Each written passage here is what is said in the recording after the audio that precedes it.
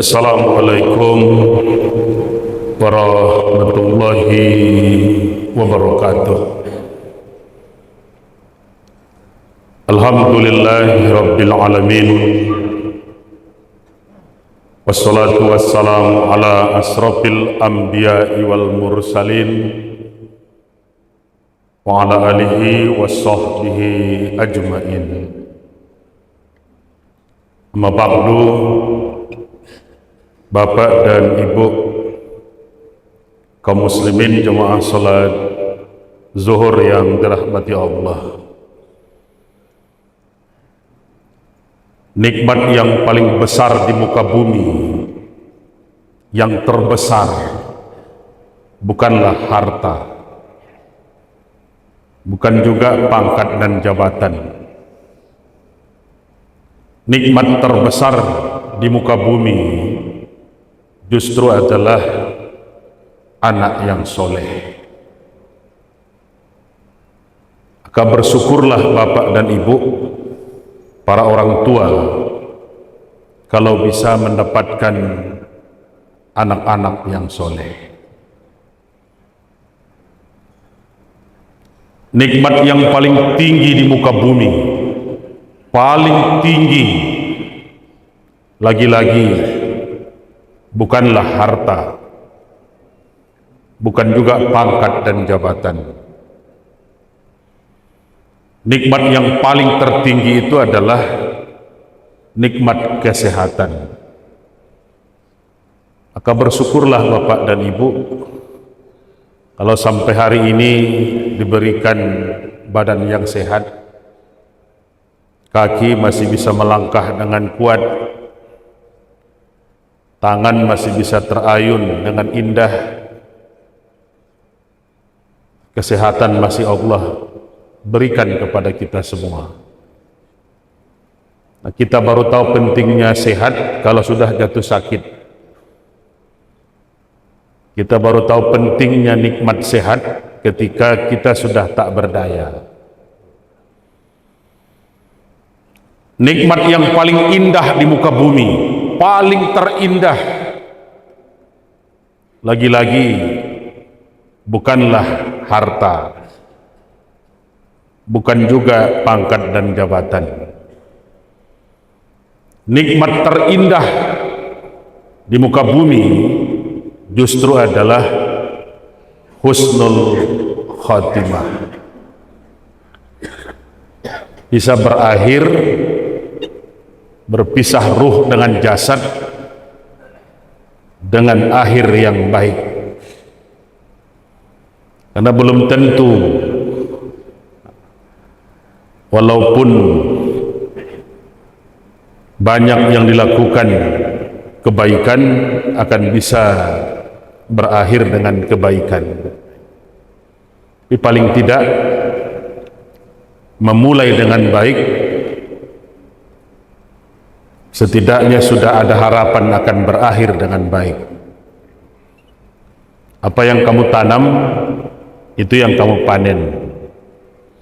Apa yang kamu semai, itu yang akan kamu petik hasilnya. Nikmat terbesar adalah anak yang soleh. Maka satu di antara Nabi dan Rasul yang paling beruntung adalah Nabi Ibrahim alaihissalam.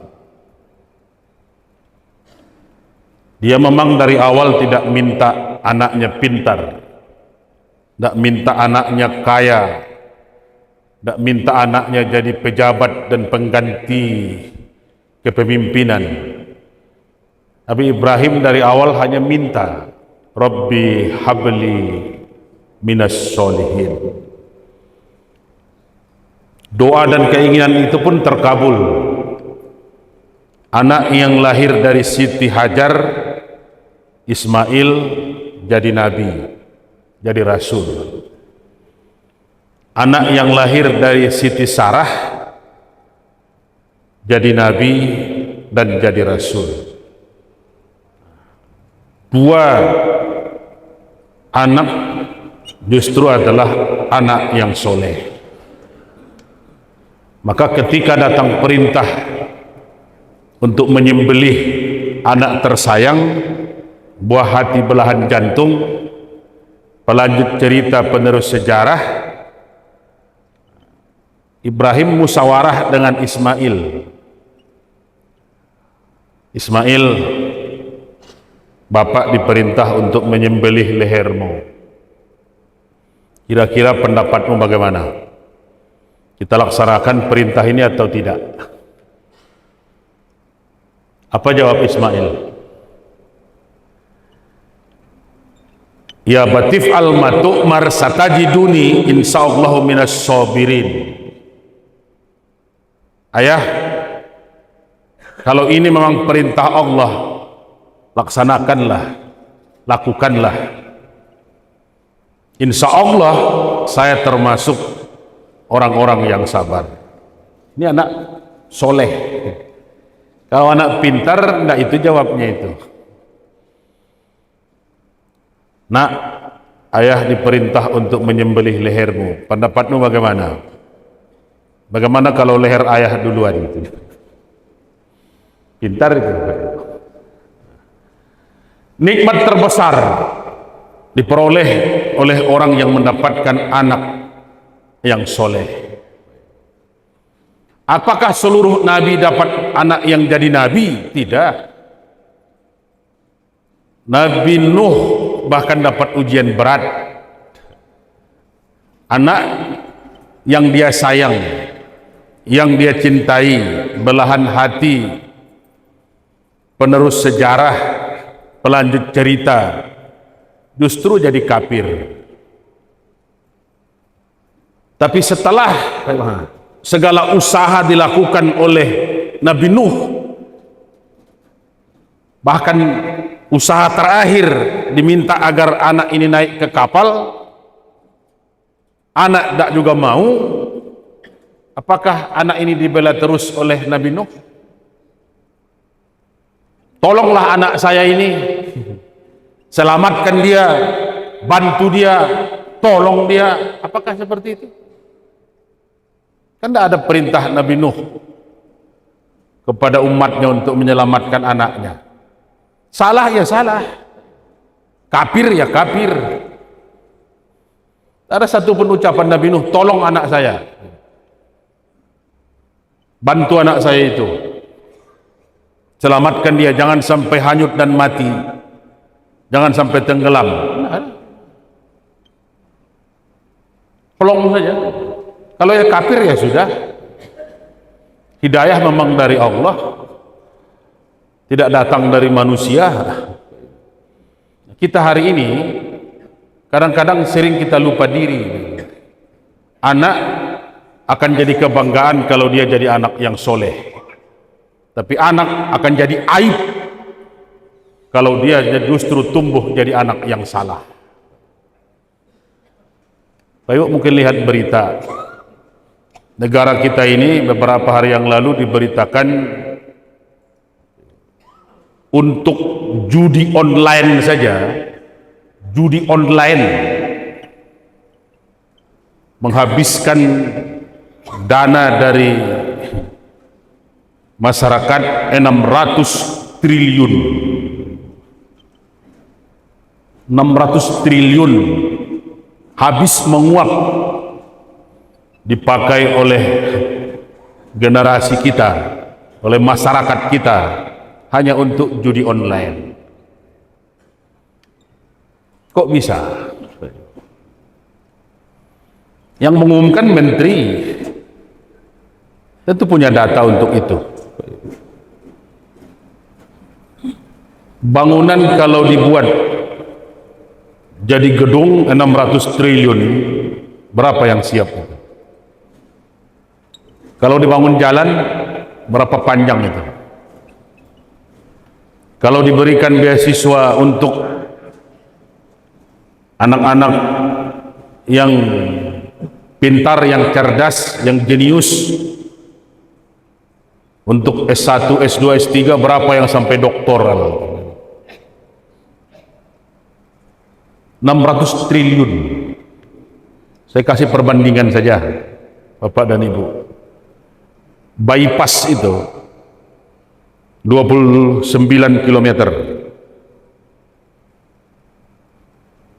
Beberapa buah bahkan jembatan Lubek, jembatan Kuranji, jembatan Lukmin Turun, sampai masih ada jembatan sampai ke dekat BIM itu tidak sampai 1 triliun itu hanya MM saja hitungannya itu. Sudah siap jalan, sudah siap jembatan, sudah siap akses yang panjang. Kalau 600 triliun menguap dari tangan anak dan generasi kita hari ini, maka ikan itu busuk dari kepalanya, jarang ikan busuk dari ekornya. Kalau bertambah terus jumlah yang berjudi, bertambah terus yang ikut bermaksiat, bagaimana kira-kira nasib anak-anak kita?